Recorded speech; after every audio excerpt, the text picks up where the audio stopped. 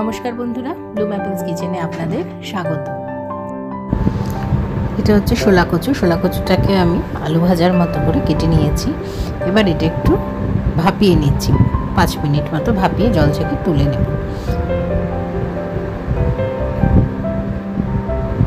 ভাপিয়ে নিয়েছি।